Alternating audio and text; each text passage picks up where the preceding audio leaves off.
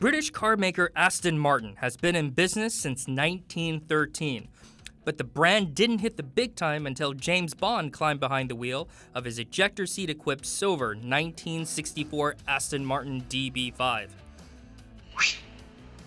Ejector seat? You're joking. Bond may be a fictional character, but his effect on Aston Martin is very real. In the decades since its first appearance, Aston Martin has developed into a global luxury brand that generated more than $1 billion in revenue in 2017. Today we're in Gaydon, England at the home of Aston Martin, where we'll see cars like that Aston Martin DB11 get made.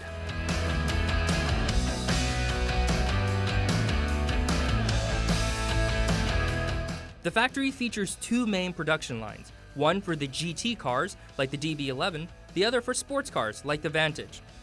Real-life Aston Martins don't have ejector seats, but they do take 200 man-hours to make.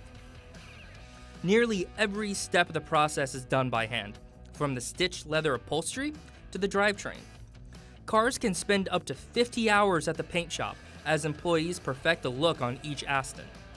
Once the cars roll off the production lines, each vehicle is scrutinized and put through a battery of tests. Despite the Hollywood fame, the company has had its fair share of financial troubles, going bankrupt 7 times in 105 years. Aston Martin returned to profitability in 2017, selling more than 5,000 cars and making $113 million on $1.1 billion in sales. But why is it so challenging for such a popular brand to make a profit? Companies like Aston Martin operate in a brutally competitive segment of the market. Every year, they depend on income from the sales of a few thousand high-priced sports cars to the world's wealthy elite, thus limiting the scope of their market. But for now, it seems like James Bond is not the only one on board.